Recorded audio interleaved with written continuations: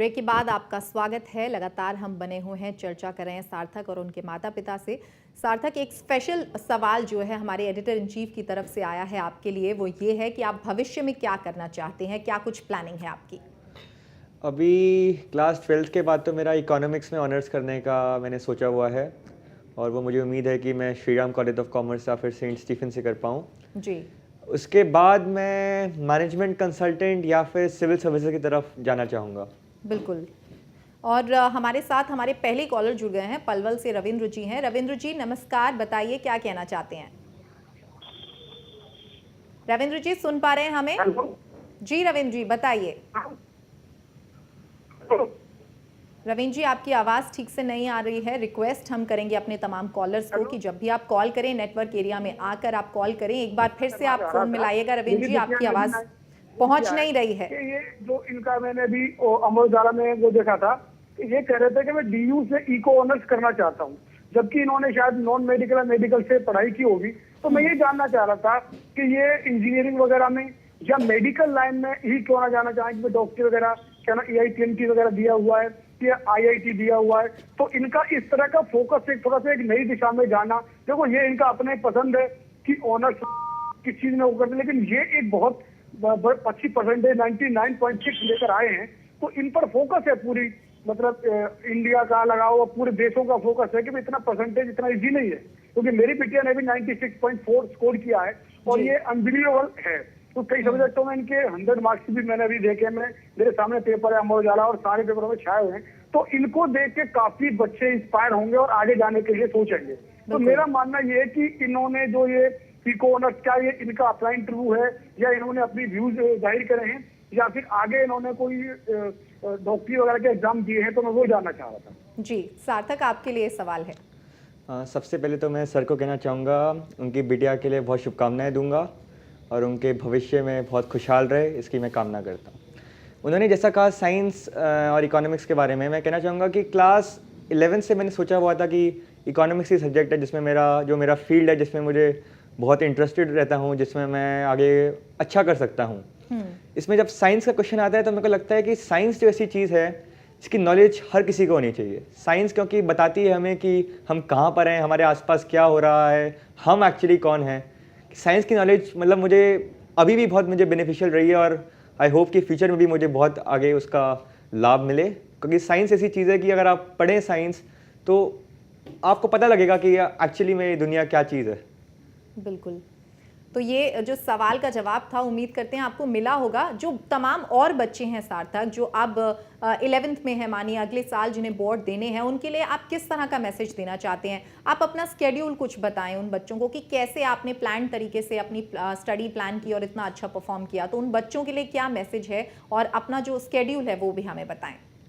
मैं यही कहना चाहूँगा कि मेरा स्केड्यूल अगर मैं बताऊँ तो उससे सबको कुछ फ़ायदा नहीं होगा, क्योंकि हर किसी को अपना खुद का स्केड्यूल बनाना पड़ेगा। जैसे मैंने कहा फोकस होना चाहिए, उसके साथ साथ ही आपको अपने स्ट्रेंथ और वीकनेस को भी एनालाइज करना आना चाहिए कि आप कहाँ पर अच्छे हैं, आप कहाँ पर बुरे हैं। कोई होंगे जो मुझसे बहुत ज़्यादा तेज़ हों पढ़ाई में, उनको इतना नहीं पढ़ना पड़े जितना मैंने पढ़ा है, या किसी को और ज़्यादा पढ़ना पड़े। तो अगर मैं कोई स्केड्यूल बताऊँ तो बहुत गलत होगा। उनको खुद को अपने आप को देखना चाहिए कि कहाँ उनको मेहनत करनी है, कहाँ वो थोड़ा कम मेहनत करके भी निकल सकते हैं, किस टॉपिक में ज़्यादा फोकस करना है, वो उनको खुद अपने आप को देखना पड़ेगा और फिर अपना खुद स्केड्यूल प्लान करें। ये बेस्ट अप्रोच यही रहेगा मेरे हिसाब से। तो आप ये मानते हैं कि own to itself, individuality जो होती है वो हर किसी की अलग होती है और हर किसी का जो तरीका है वो अलग ही होता है। ज़रूर।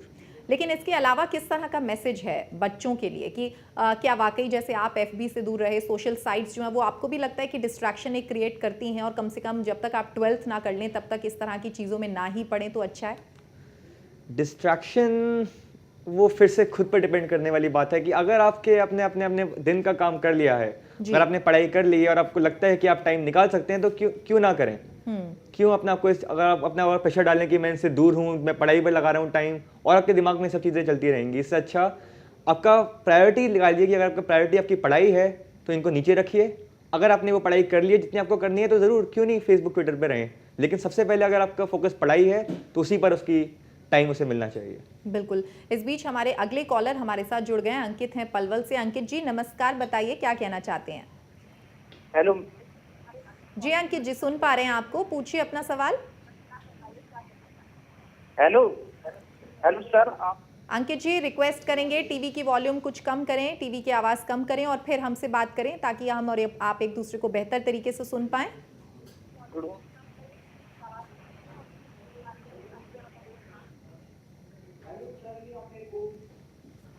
लगता है संपर्क उनसे टूट गया हमारा। नीरज जी, यहाँ मैं ये जानना चाहूँगी कि इकलौती संतान है आपकी सार्थक और इनका कोई भाई बहन नहीं है। अक्सर ये कहा जाता है या मान्यता है कि इकलौते जो बच्चे होते हैं वो बिगड़ जाते हैं, तो इतना डिसिप्लिन्ड कैसे हैं सार्थक?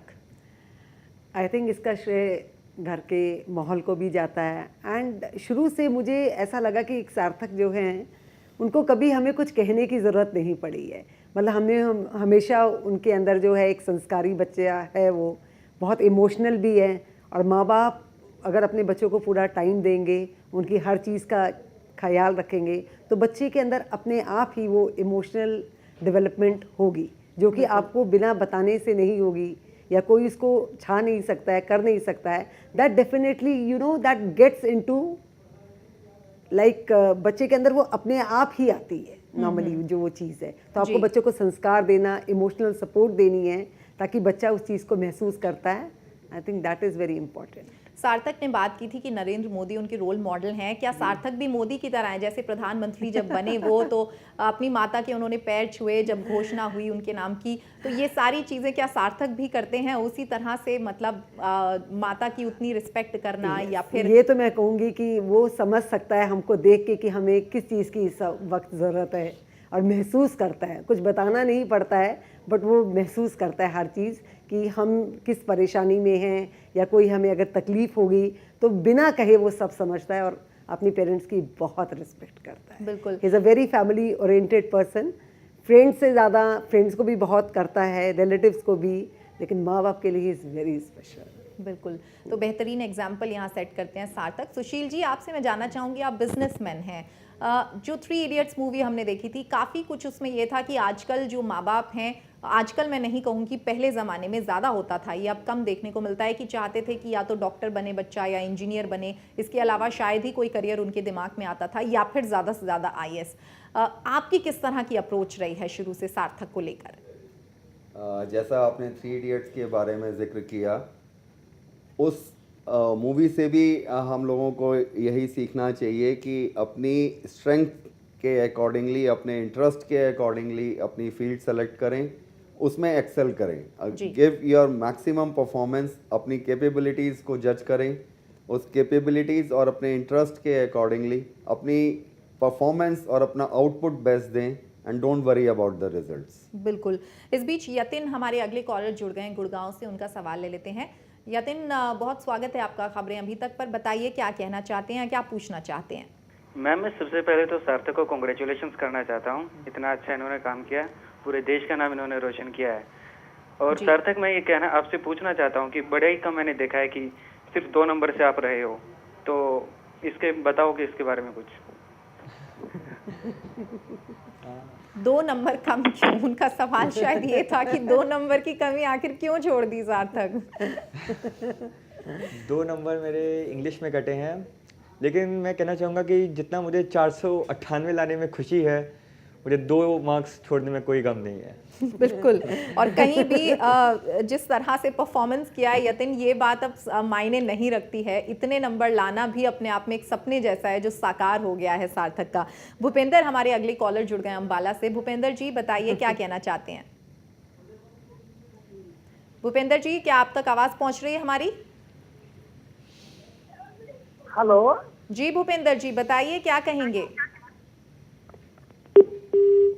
संपर्क हमारा टूट गया है। लगातार कॉलर्स हमें कॉल करने की कोशिश कर रहे हैं, लेकिन कहीं ना कहीं शायद संपर्क टूट रहा है। हम रिक्वेस्ट करेंगे कॉलर्स से कि आप कॉल करें तो नेटवर्क एरिया में आकर करें, नहीं तो संपर्क नहीं हो पाएगा। और जो चीज़ें आप पूछना चाहते हैं सार्थक से, वो मौका हमने आपको दिया है, वो मौका भी आपके हाथों से छूट जाएगा। जिस तरह से आप कह रहे थे सर, आप एक पिता हैं, आप वो हैं जिन्होंने पूरी एक तस्वीर बनाई है घर की। तो आपसे मैं ये जानना चाहूँगी, जो पेरेंट्स हैं उनको आप किस तरह का मैसेज देना चाहेंगे? क्योंकि अक्सर हमने देखा है कि पेरेंट्स के चलते ही काफ़ी दबाव में रहते हैं, प्रेशर में रहते हैं बच्चे, और वो प्रेशर जो है वो अफेक्ट करता है उनकी परफॉर्मेंस को। तो उनको आप किस तरह का मैसेज देना चाहेंगे? मैं इस पोजीशन में तो नहीं हूँ जो सारे पेरेंट्स को मैं एक मैसेज देना चाहूँ, लेकिन मैं इतना ही एक सजेशन मैं एक दे सकता हूँ जो मैंने खुद सार्थक के साथ में फॉलो किया है। अपने बच्चों को समझें, बच्चों के इंटरेस्ट को समझें, उनके इंक्लिनेशन को के बारे में सोचें, उनकी स्ट्रेंथ को एनालाइज करें और उस अकॉर्डिंगली उनके इंटरेस्ट के हिसाब से वो एक उनका करियर चूज़ करें, ना कि अपने इंटरेस्ट के हिसाब से और अपने एक्सटर्नल फैक्टर्स, अपने फैमिली फ्रेंड्स के प्रेशर के हिसाब से। बिल्कुल। और किसी भी पॉइंट के ऊपर बच्चों को स्ट्रेस या दबाव ना डालें कि वो उस टारगेट को एकम्प्लिश करें। Let their children set their own target depending on their interest and strengths. बिल्कुल। तो कहीं ना कहीं आप यही कहना चाहते हैं कि बच्चे वो फूल होते हैं, वो कली होते हैं जो फूल बनने वाले हैं, और उनको उसी तरह का माहौल देना चाहिए, प्यार से उन्हें संवारना चाहिए। जी, आप हमारे स्टूडियो में आए, आप तीनों का बहुत शुक्रिया। एक बार फिर से आप तीनों को बहुत बहुत मुबारकबाद। हमारी ओर से, खबरें अभी तक की पूरी टीम की ओर से हार्दिक शुभकामनाएं, और उम्मीद करते हैं कि बेहतर होगा सार्थक का भविष्य और बहुत तरक्की करेंगे सार्थक। हमारे इस खास कार्यक्रम में आज के लिए बस इतना ही, लेकिन आप बने रहिए खबरें अभी तक के साथ। नमस्कार।